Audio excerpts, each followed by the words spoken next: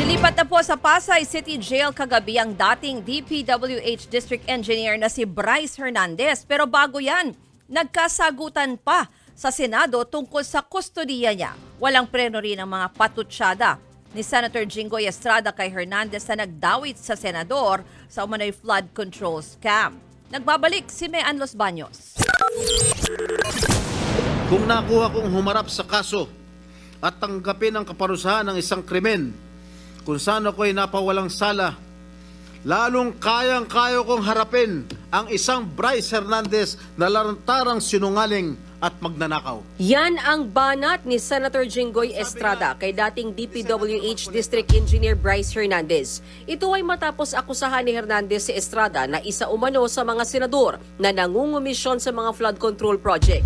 Giit ni Estrada, huwag siya ang babaliktarin. I have been jailed. I have been vilified, crucified, and publicly humiliated. But I will never allow the likes of Bryce Hernandez to turn the tables on me. Kayo ang nasasakdal sa mata ng taong bayan, hindi ako. Si Hernandez nga raw itong tiwali. Inihalimbawa ni Estrada ang sinabi ng Sims Construction sa hearing ng Senado na nagbibigay sila ng lagay kay Hernandez para makakuha ng proyekto. Na naghatid siya ng kabuang 1 bilyong piso mula taong 2022 hanggang taong 2025 sa DPWH at iniabot yon kay Mr. Bryce Hernandez ay umabot ng 245 million pesos sa isang hatid. Kapal ng mukha mo. Kinwestiyon din ni Estrada ang maluhong pamumuhay ni Hernandez na hindi raw tugma sa kanyang kinikita. Matapos ang privilege speech ni Senator Estrada, pinagdebatehan sa plenaryo kung dapat bang ibalik sa pasilidad ng Senado si Hernandez. Pagkatapos kasi ng pagdinig sa Kamara kahapon, nagkasundo sina Senate President Tito Soto at House Speaker Martin Romualdez na sa PNP Custodial Center na dalhin si Hernandez.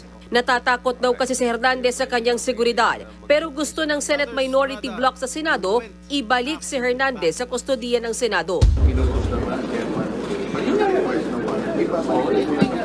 Ang kinusulta kasi ni Speaker eh. Dapat walang kinusulta ko. Ako, walang kinusulta. Kung di ako nag-desisyon, ay, hindi ko tawag. Ito sa nangyayari sa Caucus Committee.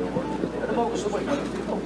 Ngayong gabi, inalis na sa Custodial Center ng PNP sa Camp Crame si Hernandez at inilipat sa Pasay City Jail alinsunod sa napagkasunduan ng Senado. Nanindigan naman si Soto na nanatili sa Senado ang kustodiya ni Hernandez kahit hindi siya doon nakadetine. Ibig sabihin, anumang oras daw na gusto siyang ipatawag ng Senado ay obligado siyang dumalo.